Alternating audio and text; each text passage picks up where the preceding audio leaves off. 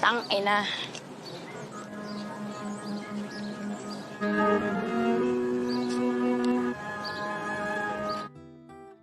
Wala yun, parang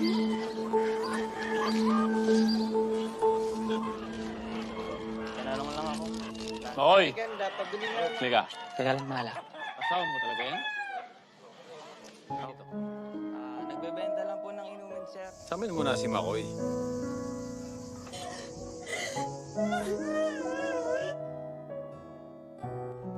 Di sebuah pemukiman kumuh, hiduplah sepasang suami istri bernama Makoy dan Krista. Berhubung perekonomian mereka tidak terlalu bagus, Makoy dan Krista ini sama-sama bekerja. Krista bekerja sebagai pedagang minuman keliling, sedangkan Makoy mengurusi ayam jago milik pria bernama Samuel. Perlu diketahui, jika daerah di mana Makoy dan Krista tinggal, mayoritas prianya adalah penggiat taruhan sabung ayam. Sehari-harinya Makoy bekerja bersama seorang temannya yang bernama Diego. Suatu ketika, Samuel bilang kepada teman nongkrongnya kalau ia telah melarang seorang wanita kupu-kupu malam masuk ke arena sabung ayam. Selain mencari pelanggan para pria hidung belang, wanita itu juga ketahuan mencuri uang orang-orang di sana. Nah, di saat yang bersamaan dan tidak jauh dari sana, Krista sedang dicurhati oleh seorang temannya yang bernama Mikai. Mikai mengeluh jika penghasilannya menurun drastis sejak dilarang masuk arena sabung ayam. Ternyata wanita kupu-kupu malam yang dimaksud oleh Samuel tadi tidak lain adalah Mikai ini. Melihat sosok Diego yang saat itu tersenyum genit kepadanya, Mikai pun jadi punya ide untuk memanfaatkan pria itu. Berhubung besok ada sabung ayam di tempatnya Samuel, Mikai pun merayu Diego untuk membantunya masuk ke arena itu. Mau tidak mau, Diego mengiyakan permintaan tersebut karena dirinya sudah mendapatkan layanan ranjang dari Mikai secara gratis. Sialnya, meskipun Diego sudah sangat berhati-hati memasukkan Mikai ke arena sabung ayam, ia tetap ketahuan juga. Pemuda itu pun langsung diberi pelajaran oleh Samuel dan anak buahnya. Di balik penderitaan Diego, ternyata ada Mikai yang tersenyum bahagia. Sebelum ketahuan menyelinap ke dalam arena, wanita itu sudah terlebih dahulu pergi dari sana dengan membawa seorang pelanggan. Tidak seperti istrinya yang bersyukur dengan hidup mereka sekarang ini, Makoy justru mengaku lelah menjadi miskin. Ia ingin memperoleh uang sebanyak mungkin dan segera pergi dari kampung itu. Mendengar keluh kesah suaminya itu, Krista pun hanya bisa menyuruhnya untuk bersabar. Keesokan harinya dengan wajah babak belur, Diego dinasehati oleh Samuel gara-gara menyusupkan Mikai ke arena sabung ayam. Untungnya Diego masih diperbolehkan bekerja di sana. Sementara itu, tanpa sepengetahuan Samuel, beberapa hari belakangan ini, Makoy telah mempertarungkan ayam jago miliknya di arena sabung ayam. Awalnya ia selalu menang dan menghasilkan banyak uang. Tapi belakangan, ia mulai memperoleh kekalahan hingga terlilit banyak hutang. Nah, di saat kondisi mulai kacau seperti itu, Diego yang tahu rahasia Makoy malah membeberkannya pada sang bos yaitu Samuel. Alhasil tidak lama kemudian, Makoy harus mempertanggungjawabkan perbuatannya di hadapan pria itu. Tak hanya ia seorang, tapi juga Krista yang ikut-ikutan terbawa. Tidak tahan melihat sang suami dihajar di depan matanya, Krista pun memohon akan melakukan apapun. Akhirnya dengan penuh keterpaksaan, Krista melayani hasrat Samuel di atas ranjang. Bagi Samuel, tubuh Krista ternyata tidak cukup untuk menebus kesalahan suaminya. Dan oleh karena itu, Samuel akan tetap menahan McCoy. Mendengar hal itu, Krista hanya bisa menangis pilu. Sementara itu, Mikai yang mengetahui temannya sedang mengalami kemalangan segera menemui Krista. Di sana, Mikai mengutarakan sebuah ide yang diyakininya bisa menyelesaikan masalah temannya itu. Tangina kasi ni Diego eh. Idenya adalah merayu pesaing sabung ayamnya Samuel untuk mengadakan taruhan lagi. Dan supaya orang itu mau, Mikai dan Krista akan melayani hasratnya dengan cara bermesraan bertiga.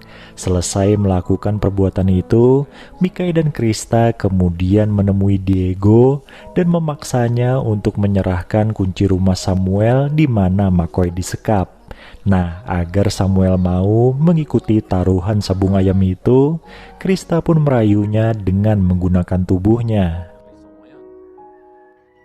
Hari yang ditunggu Mikai dan Krista pun tiba. Sabung ayam pun berjalan sesuai rencana, di mana ayam jago milik Samuel akhirnya kalah. Bersama pesaingnya Samuel, Mikai merayakan kemenangan mereka, sementara Krista diam-diam kabur dari sana dan melepaskan Mikoi. Meskipun pada akhirnya tidak menjadi kaya, Mikoi tersadar jika memiliki istri seperti Krista, ia sebenarnya sudah memiliki segalanya.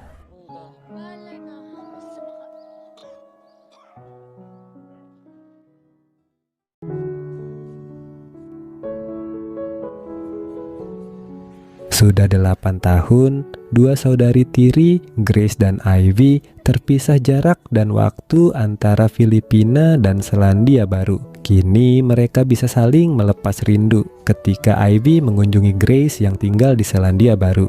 Selain berkunjung, Ivy sebenarnya ingin mengikuti jejak Grace, sang kakak tiri di negara itu. Namun dia ragu akan mendapat visa kerja sekaligus pekerjaan di sana. Di perjalanan menuju rumah Grace, Ivy yang memiliki hobi fotografi sangat antusias memotret pemandangan indah Selandia Baru.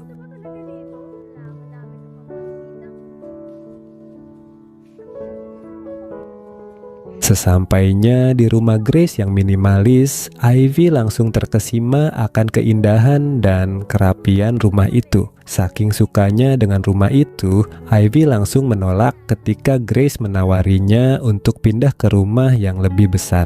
Sayangnya saat itu sesi melepas kangen mereka harus tertunda karena Grace tiba-tiba mendapat telepon dari kliennya. Ya, Grace ini adalah seorang housekeeper yang pekerjaannya adalah membersihkan rumah klien.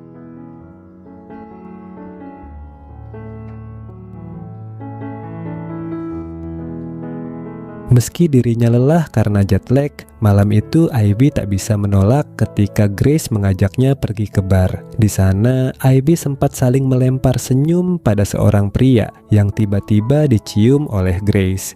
Ivy pun langsung memasang wajah datar ketika Grace memperkenalkan pria bernama Felix itu kepadanya. Felix yang juga berasal dari Filipina adalah pengelola bar tersebut.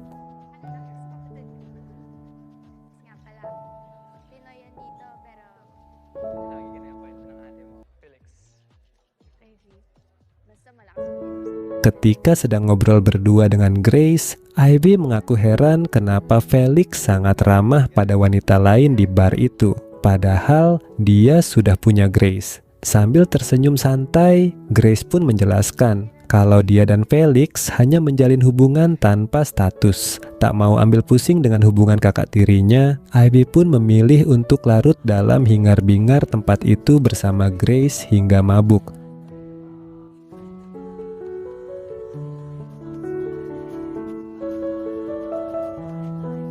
Ternyata Ivy lebih jago minum daripada Grace. Bersama dengan Felix, Ivy harus memapah Grace yang mabuk masuk ke rumah. Ketika sedang beristirahat di kamarnya, Ivy mendengar suara orang kepedesan dari kamar Grace di sebelah. Ternyata kakak tirinya itu sedang bermesraan dengan Felix. Keesokan paginya, Felix mengajak Grace dan Ivy berkeliling kota. Dengan kameranya, Ivy memotret keindahan alam serta kebersamaannya dengan Grace dan Felix.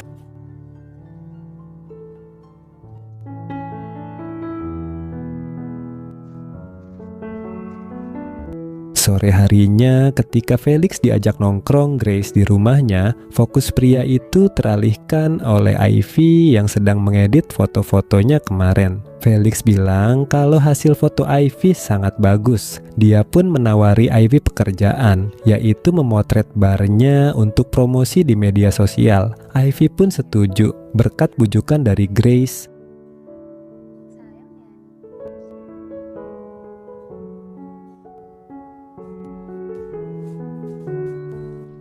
Meski pekerjaan itu hanya 1 hari saja, tapi 1 hari itu juga yang bisa merubah hubungan antara Ivy dan Felix. Ivy jadi lebih mengenal Felix yang ternyata bukan hanya pengelola bar tersebut, tapi juga pemiliknya. Bar itu adalah warisan dari ayah tiri Felix yang baik hati. Kelembutan sikap Felix terhadapnya membuat Ivy lupa kalau pria itu adalah gebetan kakaknya. Sampai-sampai ketika Felix menciumnya, Ivy hanya pasrah bahkan mau diajak bermesraan.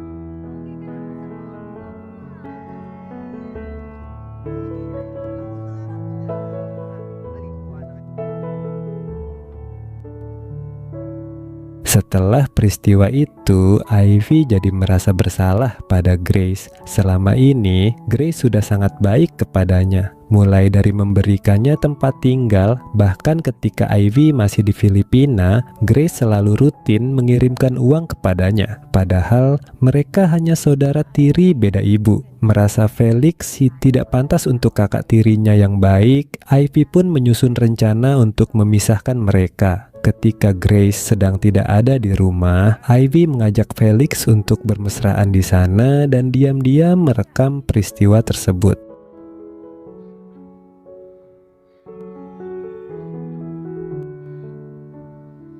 Namun nampaknya Ivy malah terjebak dalam permainannya sendiri. Ketika dia bersedih karena belum juga mendapatkan pekerjaan, ada Felix yang memberinya dukungan. Perlahan hati Ivy mulai luluh dan dengan senang hati bermesraan bersama Felix. Mereka berkali-kali melakukannya ketika Grace sedang tidak ada di rumah. Sementara itu di hadapan Grace, Felix tetap bersikap seperti biasanya dan mereka juga sering bermesraan di rumah itu.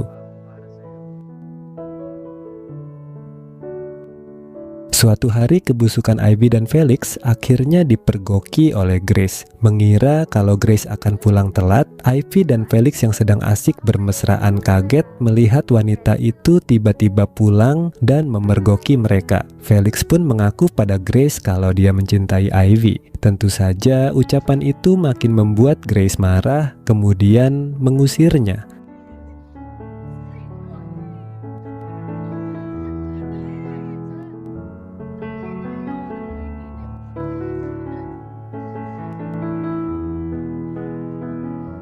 Sambil menangis di hadapan Grace, Ivy berdalih kalau mau menjebak Felix. Dia hanya ingin memisahkan pria mata keranjang itu dari Grace. Mendengar hal itu, Grace malah makin marah karena cara yang dipakai oleh Ivy justru menyakitinya. Kini, Ivy hanya bisa menangis meraung-raung, menyesali perbuatannya.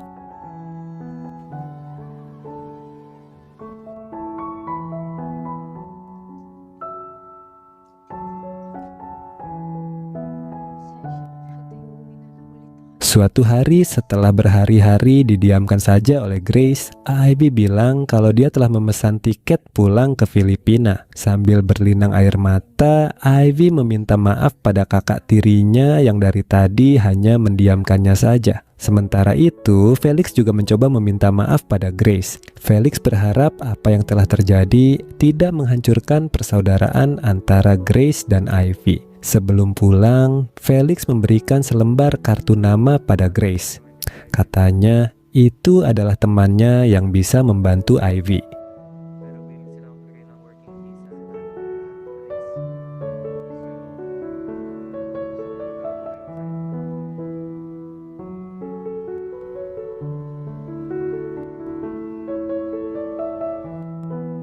Ketika Ivy sedang mengemas barang-barangnya, Grace bilang kalau Felix punya teman yang bisa memberikan Ivy pekerjaan, bahkan membantunya membuat visa kerja. Karena merasa bersalah, Ivy pun menolaknya dengan halus. Namun Grace mengingatkannya kalau ini adalah impian mereka dari dulu, yaitu bisa bersama-sama di sana. Tidak ada yang lebih penting dari ikatan persaudaraan mereka. Dengan diiringi derai air mata, kedua saudari itu larut dalam rasa haru.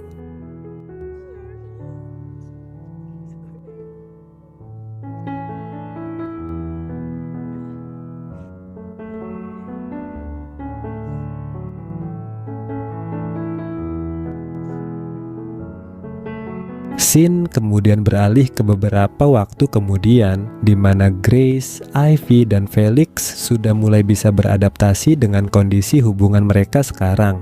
Grace sudah tidak bersama Felix lagi, namun pria itu berpacaran dengan Ivy. Terlihat mereka sedang nongkrong di sebuah tempat yang indah sambil tersenyum bahagia. Dan film ini pun selesai